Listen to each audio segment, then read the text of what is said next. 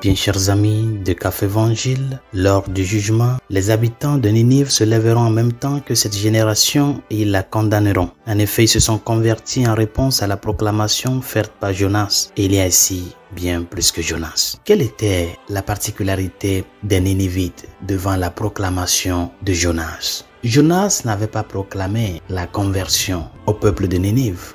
Il a proclamé, il a annoncé la destruction de ce peuple-là. Jonas a annoncé la destruction. Jonas n'a pas annoncé une possibilité de conversion, ni une possibilité de que Yahvé se répand de sa proposition de détruire Ninive pour sa malconduite. Mais devant cette proclamation de Jonas, de que dans 40 jours, Ninive sera détruite, le peuple ninivite a spontanément pris sur lui chacun, jeune, adulte, vieillard, de façon unanime. Devant ce cri de destruction, ils ont pris sur eux le chemin de la conversion. C'est-à-dire, à travers leurs actes, ils ont manifesté leur cri de détresse pour leur malconduite. Ils ont manifesté à travers leur attitude qu'ils regrettent vraiment ce qu'ils ont fait de mal. La spontanéité devant le message du Christ. La spontanéité à l'écoute de la parole du Christ. Le Seigneur, quand il a commencé son ministère public, il a annoncé, il a proclamé l'invitation à la conversion.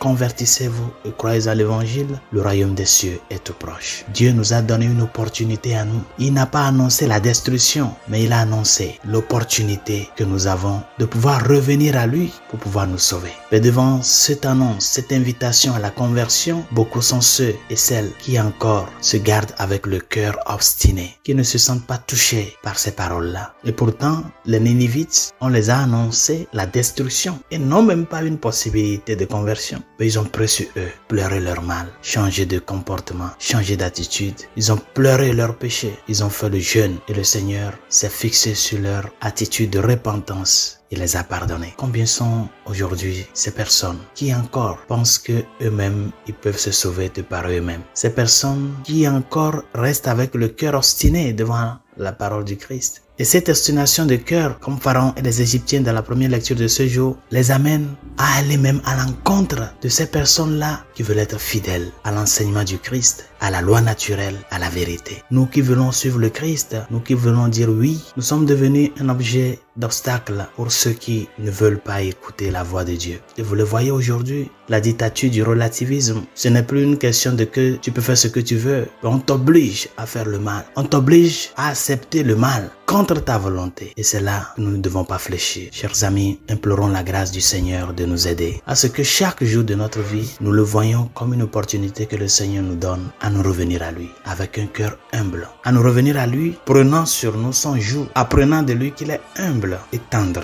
À revenir à lui en étant fidèle à son enseignement, à laisser tout ce qui n'honore pas le nom de Dieu, afin que les pieds sur terre et les yeux levés au ciel, notre grand désir cet appel à la sainteté, nous puissions y travailler au jour le jour pour y parvenir et jouir des joies éternelles avec lui qui vit maintenant et à jamais. Bonne journée, Dieu vous bénisse.